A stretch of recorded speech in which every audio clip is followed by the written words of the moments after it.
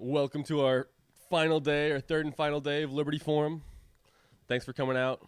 I noticed it is not quite as full as it was yesterday morning, and it's probably because there was a lot going on last night between the offsite dinners and the comedy show and the party. So thank you all for being here, nice and early. Our first speaker today is one Zachary Greenberg. He works with the Foundation for Individual Rights and Expression. He is here to talk to you about free speech on campus. And without further ado, give him a round of applause, please, folks.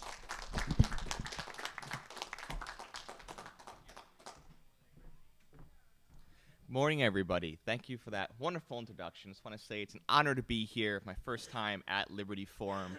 I'm a big fan of the Free State Project, and it's really wonderful to get out of Philadelphia for a day and up to beautiful, sunny New Hampshire for a weekend. So I guess my free speech journey started when I was a freshman in college. The first thing I did was join the college libertarians chapter, and I'm like, what is this all about? What is this whole libertarian thing? What are we doing here? And I discovered that the people who belong to this chapter were some of the most inquisitive, kind-hearted individuals I've met on campus, still my friends to this day. And they really were there to learn about a diversity of ideas and really explore the full range of viewpoints that can be expressed in the college campus, which to me is the core of free speech. And it's really why I decided to study free speech, understand more about it. It took me to undergrad with SUNY Binghamton, upstate New York. It took me to law school in Syracuse, where I studied the First Amendment. And then I got a job at FIRE, where for the past 7 years, I've been defending free speech on campus. So today, we'll talk a little bit about free speech on campus, First Amendment. What is it? What does not protect? And how it applies on campus, and how we can all come together to defend it. And of course, we'll leave time for questions at the very end. So if you have a question, hold it to the end. Happy to answer it. So let's get started. This is Yvette Salazar. She was a Joliet Junior College student a couple years ago, and she was arrested and detained on campus for passing out flyers that said, "Dump capitalism." She was a socialist, and she was trying to get her viewpoints across. And she was arrested because she did not seek university permission before expressing herself on campus. And it took a lawsuit coordinated by FIRE to get her rights vindicated and get the school to change its policies to protect free speech and make sure this doesn't happen to anyone ever again. We also have Robert Van Tunnen, who on Constitution Day was detained for passing out pocket constitutions. Really egregious stuff here. And this is he actually got the whole thing on video, which you should always do. And he was talking to police, and same thing. He did not get permission. He was not in the university's free speech zone. Therefore, he was prevented from passing out his pocket constitutions on campus, political literature. And these two examples show that this problem is happening across colleges in America, public universities bound by the First Amendment, to a variety of viewpoints, which is why at FIRE, we make it our mission to defend free speech on campus in a nonpartisan manner. We defend free speech regardless of what you say, as long as it's protected by the First Amendment. What this means is that we will defend liberals, conservatives, we'll defend your Democrats, your Republicans, your Libertarians, your Communists, sometimes in the same day. We'll defend a student group that focuses on hunting, another group that's a vegan group. We'll defend both sides of the Israeli-Palestinian issue, really anybody, anything talking about their viewpoints on a college campus. We will defend their rights because we believe that the First Amendment is a principle that is neutral, defends all of us equally. Everyone has an equal right to free speech. And if you don't defend the speech that we disagree with, we won't defend it for those who we agree with at all. It doesn't really matter if we only defend those who we agree with. We have to defend it for everybody. And that's kind of our core mission here. And formerly, we focused on campus advocacy, which is the focus this speech is on. But now we are expanding nationwide, and we are focusing also on off-campus, going full national, and we'll defend your rights on and off campus for free because we are a nonprofit. So, starting with the First Amendment. A lot of misconceptions about the First Amendment, what it means, what it doesn't mean. You see people screw this up all the time on Twitter. You see politicians screw it up. You see attorneys screw it up a lot. And the key takeaway here is the First Amendment, it protects the freedom of speech, and it's binding on government actors. What we mean by that is public institutions, public universities, land-grant institutions, It is not binding on private individuals like private entities like Twitter. So if someone says Twitter is suppressing your free speech rights or your First Amendment rights, it's not necessarily true. It's only binding on the government. However, when it comes to private schools, getting this a little later, most private schools do promise their students free speech. So when we argue cases with private schools, such as my alma mater, Syracuse, we make clear this is more of a contractual argument. You promise me free speech, but you're delivering censorship. It's like if they promised you classes if you pay tuition, but they don't let you actually sign up for register for your courses. It's more of a legal, moral argument here. But getting back to free speech, this is kind of our lodestar here. This is our guiding principle, that the debate on public issues should be uninhibited, robust, wide open. This is why the Founding Fathers rebelled against King George III, right? To discuss really important issues facing our nation. We have the freedom of speech to talk about not only the weather, but also really any of the issues that drive us. Really, wide variety of issues considered public issues, anything that affects your societal, economic, social well-being, all protected by the First Amendment, which is, a core part of this presentation. So, a little cut off here, but the question I get all the time is, but Zach, what about hate speech, right? What about really offensive, really terrible, just totally wrong speech? What about the Flat Earth Society, the Flatties, or whatever they're called nowadays? I'm not really sure. People who believe things are just totally wrong, totally disrespectful and offensive. What do we do about that? Well, for starters, that will always exist. You're never going to rid the world of speech that is allegedly hateful or wrong. It's part of human nature, right? We have the truth and we have, not the truth.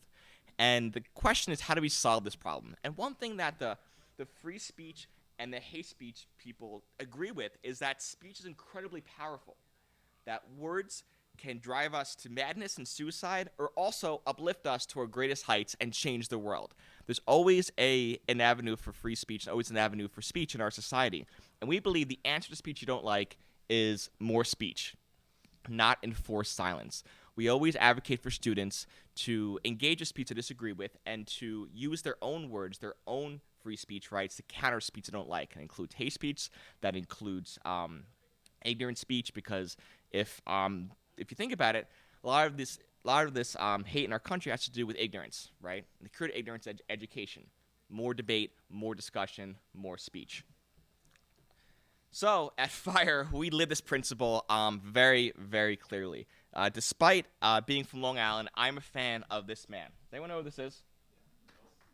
We have some fans here. Figure it's a pretty, good audience here. Former New England Patriot quarterback Tom Brady, considered the greatest quarterback of all time. I actually put a poster of him in my office in Philadelphia, which, as you can imagine, was pretty unpopular at the time. Who would have thought? So my coworkers, as a prank to me, made him into a shrine of mediocre quarterbacks to show him that he actually really does suck. And so we have Tim Tebow, Brock Osweiler, people you probably never heard of because they're just not good quarterbacks. That's the poster right there. And the overarching, I guess their joke was that this is now going to be in Zach's office for a long time. And so I could have taken the flyers down and ripped them off my wall, but instead I'm using them for this presentation right here. See that? More speech approach to this issue. Not tearing down the Brady poster, but making more posters of quarterbacks in my office. What my office looks like is hideous. I got to take it down. And every day, biking to work, I have to go past this frankly beautiful mural of a Philadelphia Eagle attacking Tom Brady in South Philly, commemorating the, in my opinion, crushing defeat that the Patriots suffered in 2018 Super Bowl in the hands of Nick Foles. And so I'm using this for my presentation right here to show you what a more speech approach looks like right here at thefire.org in always sunny Philadelphia. So now, going back to on campus here, we have a long line of precedent that states that the dissemination of ideas on campus can't be shut down because of conventions and decency. This case was 1973, and it involved a front-page student newspaper of a policeman raping the Statue of Liberty. And you can imagine how this went across in 1973. And it was a very controversial case. The newspaper was shut down. The Supreme Court came in and said that, no, students have the right to express themselves, even if it's offensive to administrators or society at large. Very important case. So like I said, we're talking about public schools, also private schools. Most of them promise free speech. We have Northwestern University right here. Pretty typical statement. Supports freedom of speech, freedom of inquiry, all these really great ideas that I think schools should support. I should make clear, though, that some schools do not promise free speech. Most religious schools, they put other values above the value of free speech, which is their right to do so under the First Amendment. We call these schools warning schools because students should be forewarned when they go there that they will not have the full extent of their free speech rights. Some of these schools, they ban students from dancing, from watching pornography, from all sorts of different expressive activities, which is their right to do so. They have that right. However, if they do promise students free speech, we urge them to uphold that promise. It really depends on the university's policies. Unfortunately, despite these very clear promises of free speech and, of course, the First Amendment, many schools restrict free speech by using these free speech zones on campus, which is an unreasonably small area of campus cabined to a usually out-of-the-way place where students can express themselves. The flip side is that everywhere else on campus, students can express themselves, which is pretty egregious. And a lot of them also have additional requirements, such as you have to register before you speak. You only have a very limited time and a very limited area, all which are blatantly unconstitutional, have been struck down by courts for decades. Here we have Texas Tech, the free speech gazebo. Now, Texas Tech, I've never been there. It's a massive campus. It is like acres and acres and acres of just open land where you should be able to express yourself, but only here is the area where you can go. It's out of the way, away from the sidewalk, a very small area campus. It took a lawsuit to get this area struck down and allow the First Amendment to actually flourish on campus. This is the free speech swamp at the University of Hawaii, Honolulu. It is a low-lying area, prone to get pretty wet, as you can imagine. It is the only area on campus who can express themselves. This is the map of the university. See this yellow area right here? That's where the free speech zone is. And the rest of the area is off-limits to students. We figured out that if the university was the size of a tennis court, the free speech zone would be an iPhone laying down on the court. Everywhere else is off-limits to students. Again, it took a lawsuit to get this university to back down, revise their policies to protect free speech. A poor litigation team had to go to Honolulu for 2 weeks. Really sad for them to argue this case. Tough life here at thefire.org. So yeah, free speech zones, unconstitutional. They were put in place by universities in the 1960s, 70s, and 80s to really stifle student protests regarding the Vietnam War and other issues, and they still persist to today. And they've been struck down by courts for decades. They're blatantly unconstitutional, and they belong nowhere in America because all the open outdoor areas of campus are areas students be able to express themselves. It's a really important part of an education, being out there to pamphlet, to flyer, to just have, a conversation with people. First of all, it's not an area. If anyone sees a sign out there, please steal it for me. I'd love to have it in my office.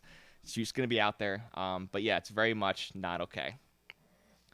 Another speech code we see, speech codes being these policies that restrict free speech on campus, are harassment policies, which is all the time, right? You see what President Trump tweeted about like at 2 a.m, presidential harassment, right? What is harassment? What are we talking about here? Now, in universities, harassment has a very clear, specific legal definition. It must be conduct that is so severe, pervasive, and objectively offensive. Severe, pervasive, objectively offensive. This is the standard here. It is a very high bar because speech is presumed to be protected unless it falls to one of the narrow categories of unprotected speech. So this is what harassment is on a university, but look at what University of Minnesota says is harassment. Communication that has a negative effect or is likely to have a negative effect on the complainant, the workplace, educational environment. Not a really tight definition here. What is a negative effect? How are students going to know what speech they have and creates this effect on a college campus? Because the standards are so vague, students will self-censor accordingly and not speak out. And think of these speech codes as like a sword hanging over students' heads. That if they say the wrong thing, they could lose their tuition dollars, their classes, their whole educational careers can go down the toilet because of these very vague, broad policies. And this covers everything from jokes, visual displays, nonverbal gestures. It's a really broad policy that has no place at a public university bound by the First Amendment. Glenville State University, unwelcome verbal conduct in any setting. So if you're at a play on campus and somebody offends you, you can get them for harassment. American University in D.C., all speech that subjectively offends people, once again, offensive speech protected by the First Amendment, it cannot be considered harassment. And Harvard University, which I'm sure we've all heard of, proposal to ban derogatory remarks, epithets, and ad hominem attacks. You can't insult people at Harvard. And once again, this university promises students free speech, yet practices censorship. So, court's been pretty clear. There's no harassment policy for the first section of the First Amendment, is protected by the First Amendment unless it is that severe, pervasive standard that we talked about. Other speech codes that we see, we have University of Massachusetts, somewhat down the road, prohibits all students from communicating, submitting, or accessing offensive material. So if you're just online, a computer, your laptop in your own dorm room, you can get punished for simply accessing material that some administrators find offensive. Haverford College, near PA, really broad standard, no microaggressions, no political beliefs that perpetuate discrimination or justify disrespect or discriminatory words. Once again, what do these things actually mean? I think we can all have a disagreement about what they're trying to say here, but because they're so vague and so broad, they sweep up a vast array of student speech, which is not good. So Lake Superior University, no posters that are offensive, sexist, vulgar, discriminatory, or suggestive. Suggestive's a good one, right? These are students that are adults. They are college students. They have their full array of free speech rights. Can't treat them like children. Troy University in Alabama, I believe, bans manifestations of bigotry. Once again, public school, bound by the First Amendment, can't be bigoted. Northwestern Oklahoma State University, this is actually a speech code of the month a couple weeks ago. You can't promote causes without university permission. Once again, you don't need the government's permission to speak. You can go out there on a college campus and say whatever you want, as long as it's protected by the First Amendment. These permission requirements are really egregious and really not okay. So based on our research, we have a policy reform team. Over 87% of institutions in America have one of these speech codes. This is the big issue. We break down universities into red, yellow, and green light. Red light universities have the most egregious speech codes that severely, substantially restrict free speech. Yellow light is decent. Green light is the best, the gold standard. No policies that imperil student speech. And over 41% of private schools and 12% of public schools have these sweeping, broad red light policies. And our policy reform team works with these schools, asks them, hey, let's work together to make your universities better for free speech. They're kind of the good guys here, and they try to help schools actually make their policies comply with the law. What a great thing. But still, despite these policies, despite fires, we see a lot of really egregious cases of fire. Over the years have given us an insight into what free speech is like in college campus. Northern Michigan University, a couple years ago, in 2015, they banned students from discussing self-destructive thoughts. And this is a really weird case because how do you even hear about this? Right? Like, fire is based in Philadelphia, but we do colleges nationwide. How do we hear about this? Well, it turns out students were being referred for discipline at this university for discussing suicidal thoughts of self-harm to one another. And this is pretty terrible because according to mental health experts, if you're thinking about harming yourself, you should talk to somebody. First thing you should do is talk to people. And the fact that school was punishing people for doing what is in their best interest for their mental health is really terrible and one of the most shocking examples of speech codes at a university. And we had a big PR campaign about this, blew it up. We had the national media get involved, and eventually the Department of Justice actually investigated the school and created a consent decree where they would revise the policy. But without fire blowing this up, who knows how many students would have been censored and kicked out of school merely for discussing their own mental health and their own thoughts of self-harm. And I should make it very clear that, if this speech is obviously free speech protected by the First Amendment, it's really just about students' mental health here that, we're concerned about. University of Delaware, right on the road from Philly. College orientation, right? We all went there. If you went to college, usually it's about, how to live in a dorm, how to live with your parents, laundry, dining hall, stuff like that. At UD, they required students to give their political opinions about things like affirmative action, immigration, their sexuality, and they would write this down, and they would track what they were saying in these surveys. And what happened was students who gave the wrong answers, who were not sufficiently liberal, in this case, sufficiently progressive, were told to kind of go back and do it again. And students, they would mark their progress and how well these freshmen, these these baby-faced people coming to campus for the first time, would track their progress and kind of progress towards the liberal viewpoints. And the worst part was that they marked this process as treatment. As the students that had non-liberal views were somehow sick and needed to be fixed through this system. So Fire broke this case open, and the most disturbing part about this case was that this university, this big public university, saw learning as the acquisition of specific political viewpoints and not as a process of discovery and learning the tools you need to become a functional citizen in our society. And it's very 1984, Brave New World-esque that the university would very clearly indoctrinate students towards its viewpoints. And the worst part is that, this case, we had a whole PR campaign about this, and we did get them to back down and rescind the program. But the administrators faced no punishment. In fact, they went to other schools, and they did this program at their universities. No accountability, really no reckoning for this program, which has been in place for a decade before it was stopped. My alma mater, Syracuse University, this is a great case. Student orientation leader, she was in her last semester. She was a second semester senior, and she put forth a scavenger hunt on campus, which is expressive activity picked up by the First Amendment. It had some pretty typical things, like Syracuse has a kissing bench where students are supposed to, kiss, and then they're going to get married, apparently. And that one of the things was make out with one of your RAs one of your orientation leaders on the kissing bench. We had an Abe Lincoln statue.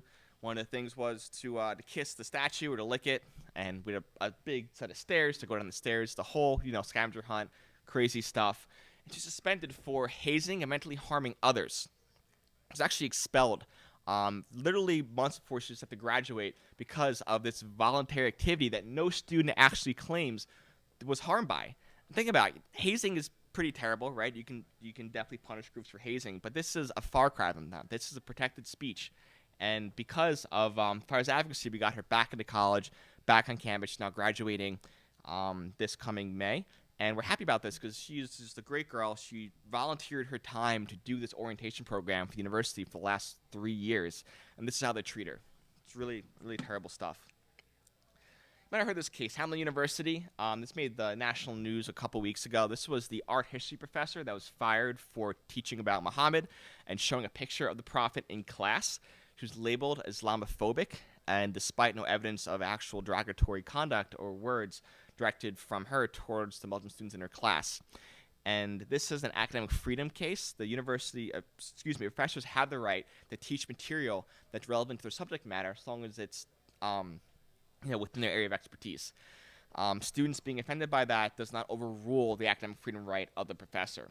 So because of this case, we got involved, and we were able to get the school to back down, and the university president was issued a no confidence vote by the faculty. So we're slowly making change here. We play a long game, but we do try to make schools in the long run better for free speech using all the tools at our disposal. The University of Utah, there's another case where a joke was taken too far. A student made a tweet, I believe, that she threatened to detonate the nuclear reactor on campus if her football team lost the game. Very clearly a joke and parody. It was a cupcake matchup. The Utes won like 48-2, something like that. Just absolutely massacred their cupcake matchup. And she was arrested, detained, and prosecuted by the police and by the university for making a terroristic threat. Now, first of all, it's clearly a joke, right? I don't know. I'm just we hear is a science background, but a nuclear reactor can't be detonated. It's like a microwave. It kind of sits there and just like generates power. So it's not like a nuclear bomb, right? It's also heavily guarded. You can't just walk in there and like access it. It's on a college campus. Many colleges have nuclear reactors as a part of their scientific research. And despite this, the university said this was a true threat. This is not a true threat. A true threat is a serious intent to commit unlawful violence. It's one of the very few narrow exceptions to the First Amendment. And context matters here. If you're clearly joking about what you're trying to do, if it's clearly hyperbolic, it's not a true threat. It has to be a serious intent to commit the violence. For example, we had a case a couple years ago. What wasn't a case? It was a submission where a student was expelled for making a terroristic threat. All right, what happened here? What'd you say? Give us like the core of the expression. The student, what he did was he left a big brown box of books in front of his school library of anarchist literature. And he put a note on the box, and he said on the note, call the bomb squad. The shit will blow your mind. That's what he said. So we're back and forth here. We're like, is this free speech? Is this a threat? It's a close call, right? It's the school expelled him. He's like, done. He's like, help me fire. I need your help. Please, what can I do? And it was a tough call, close case. We said that our determination was, if he just said, the shit will blow your mind, probably okay. But post 9/11 world, unmarked brown box, saying to call the bomb squad, probably over the line, so we probably couldn't help him, unfortunately. But compare that to this case, where a student just coming off on Twitter, making obviously a joke here. Two very different standards here. So for true threats, context matters. Jokes, parody discussions of violence, right? The famous quote by Thomas Jefferson. I'm going to screw it up. The tree of liberty must be refreshed from the time to time with the blood of patriots and tyrants. That's close enough, right? Obviously, political hyperbole. Not exactly a threat. It's not actually threatening to kill anybody, just using the rhetoric of violence to advance its political point. Protected free speech. So it's not a true threat. It's not harassment. It's not obscenity. It's free speech protected by the First Amendment, and we will defend your rights. Another great case, speaking of, Chinese influence here, Emerson College, they suspended a student group, TPUSA, it's a conservative student group, Turning Point USA, for criticizing the Chinese Communist Party. What they did was they printed out stickers that said, I'll show it to you right now, China kinda sus. This is from the Squid Game show.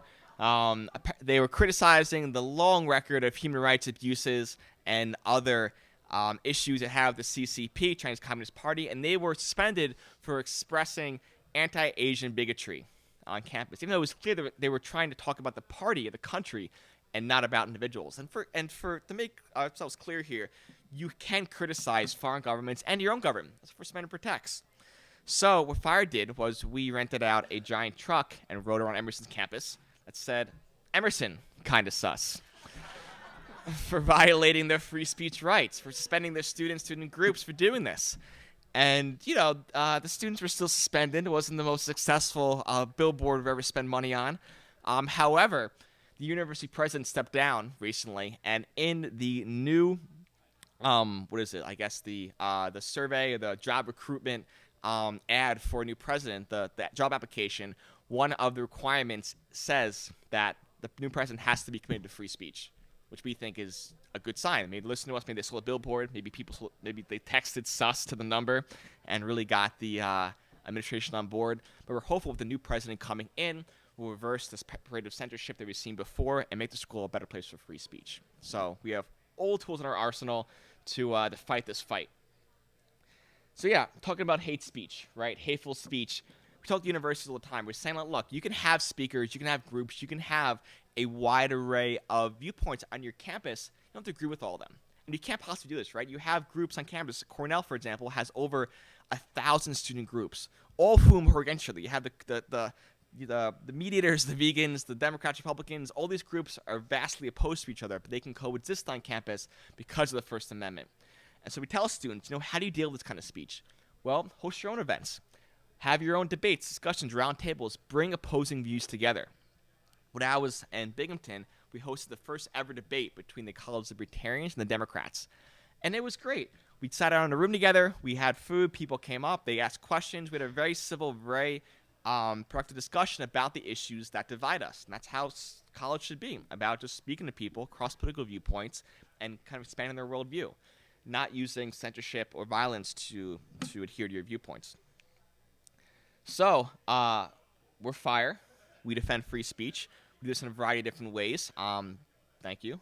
Our advocacy department, we write letters to schools. We have around 2,000 submissions for help every year. We can't help everybody, but we will review them. We will get back to you. We have a team of lawyers who review every single submission to see if it's meritorious or not. And we'll do letters, public press releases, blogs, kind of getting the views out there. We go to conferences. I speak to students, parents, attorneys, anyone that wants to listen about free speech, to talk about why this is valuable and why we should defend it. We lobby. We lobby the federal government. We lobby states. Happy to say the Department of Education under the last president did adopt our Title IX overall scheme to protect due process on campus. That's a really important right as well. So we do lobby and just, to abolish free speech zones, stuff like that. We publicize rights abuses. Universities sometimes can't justify in public what they do in private. We try to just shine the light on here, have a full and fair discussion of what's happening in college campuses and hold them accountable. And very occasionally we do litigate. We can't take all the cases we want to litigate, but the kind of optional last resort, impact litigation, fighting against free speech zones, really egregious violations of students' rights, and just trying to make the law a better place, a more opening place for free speech. A lot of it's just about changing the calculus here. If students can get censored, and universities can do this with impunity, they'll keep doing it. Behavior that's rewarded will be repeated. Fire litigation is designed to change policies, get damages, and to get schools to actually have a cost for censorship. That way they don't do it ever again. It's more of a deterrent factor. So we could use your help. We're trying to build a free speech movement in America. We believe that America could become a country where people can talk about our deepest political viewpoints without being censored, without being fired from our jobs, and people overwhelmingly believe in their right to do so on our universities and our corporations, right here in the Free State. Dennis last night talked about the art of conversion. Well, this is what we're trying to do. We're trying to convert people to becoming more stable to free speech, understanding why it's important and how we should defend it. So if you're interested, we have thefire.org right here. It's a website. It has all information on it. You can join. You can sign up. You can see what we can do here. And if you do sign up, you will get one of these wonderful free T-shirts. There it is, right there. Free speech makes free people. We have a whole table back over there of swag you can get, tote bags, T-shirts, tank top, anything you want. And we hope that you grab it, wear it, and support free speech when you're out there in the world, especially in New Hampshire. And if you fell asleep and you just woke up and this is what you're seeing, this is a visual depiction of our presentation right here. That's what we do to campus censorship. All right. Thank you very much. I appreciate it.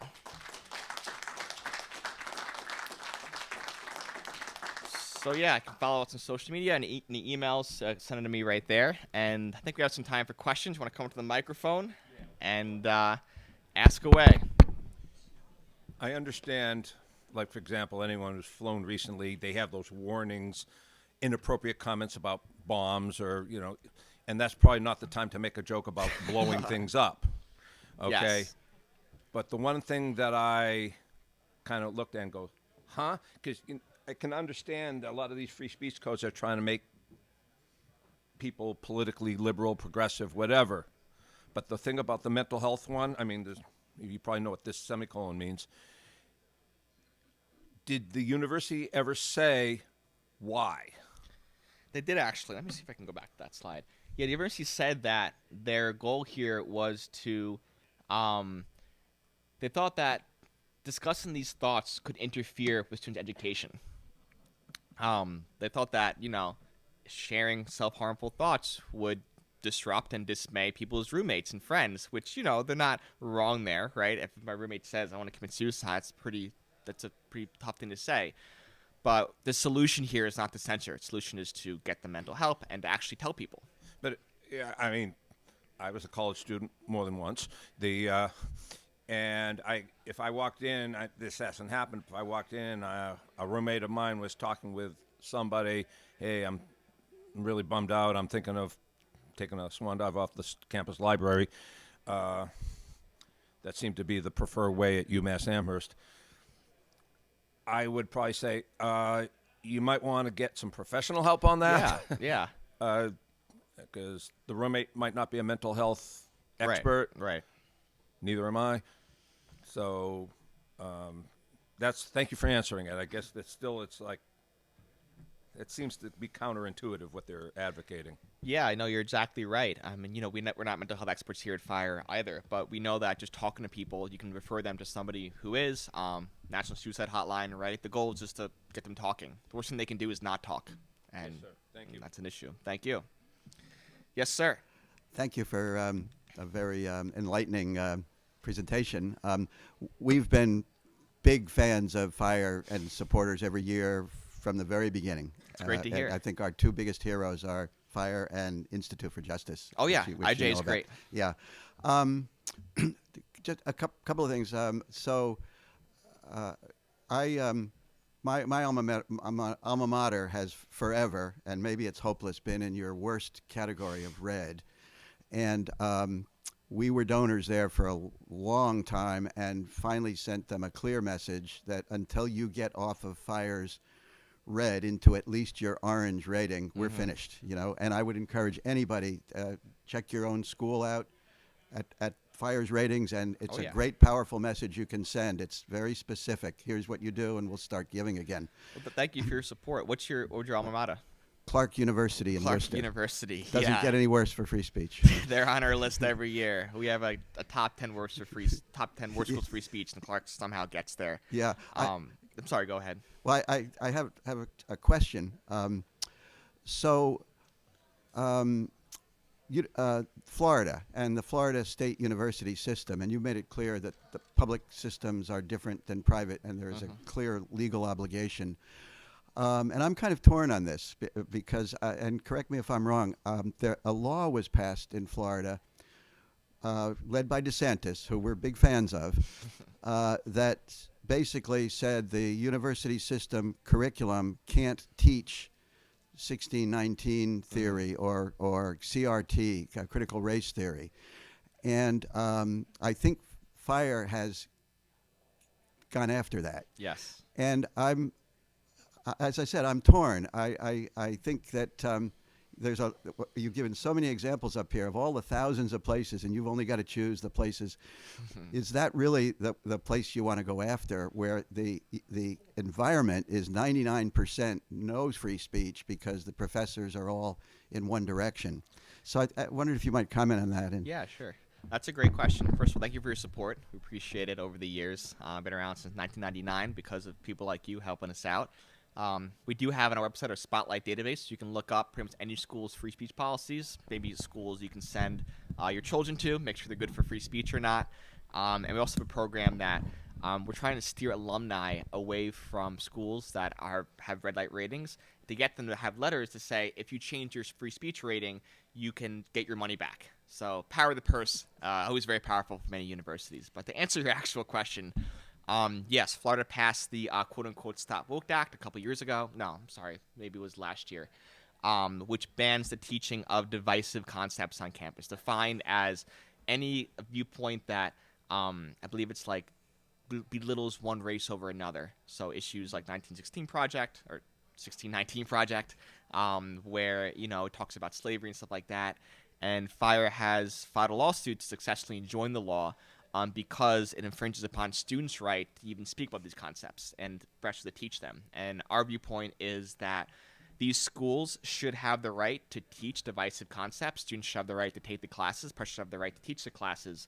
It's not the government's role to impose an orthodoxy upon the viewpoints on campus.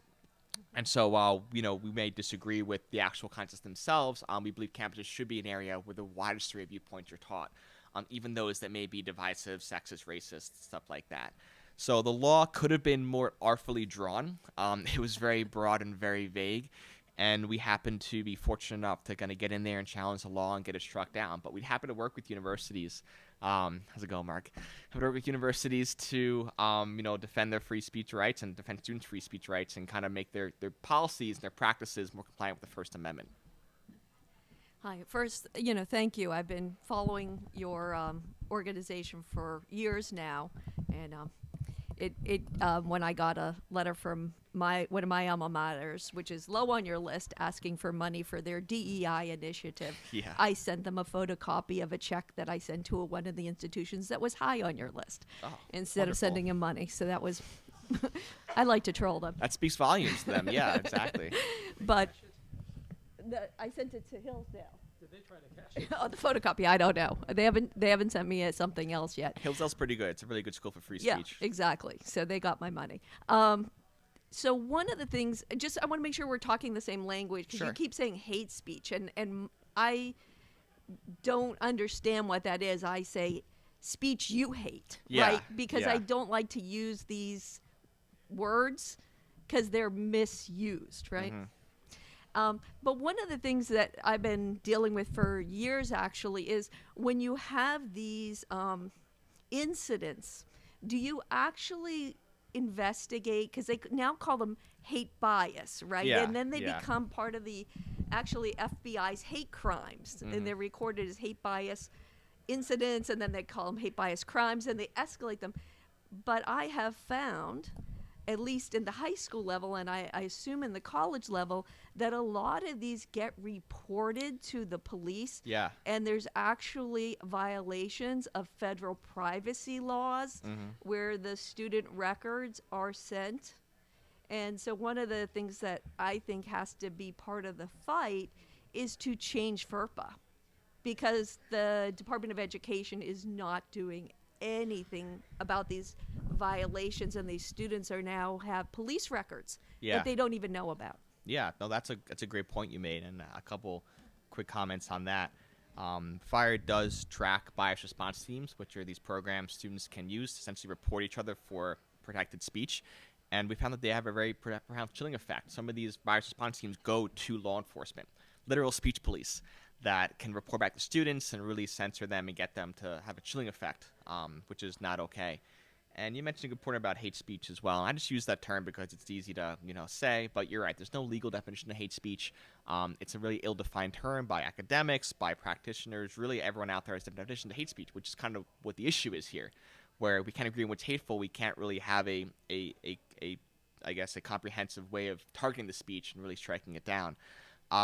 Thanks for bringing up FERPA. Love talking about FERPA. I'm speaking another hour about FERPA if I want to. Family Educational Rights and Privacy Act to protect students' privacy in universities, prevents the government from kind of holding secret files and that students can't access.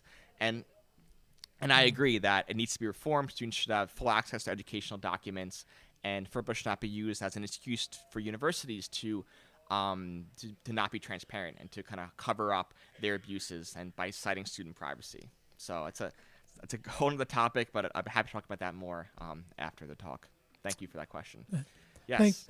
Thank you for your lecture. I heard you spoke a lot about kids trying to speak, outside of free speech zones and so forth. I didn't see as much about the campus lectures. I know we've heard horror stories about this public university or this private university, this religious university, which has shut down this person or that person because they were too religious or their values were against whatever the woke policies are today.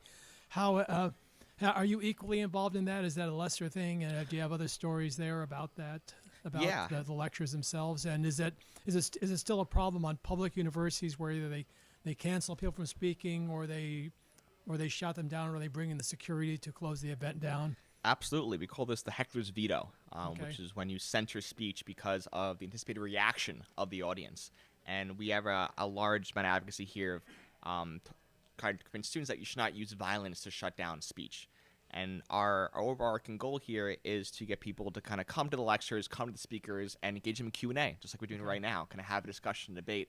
When students use noisemakers, bang on tables, yell and scream, that's really a silencing and detrimental part of a free speech culture. So we don't want to see that at all. And so we see a lot of, maybe for controversial speakers, your Donald Trumps, your Jeff Sessions, predominantly liberal campuses kind of get protested, heckled, and shut down, silenced because of this, this heckler's veto. And so we advocate against it. We had a case at Rutgers the other day where they had police officers on horses and they had a whole SWAT team there, and they still canceled the event because they couldn't provide safety. And that's not okay. First Amendment protects the speaker.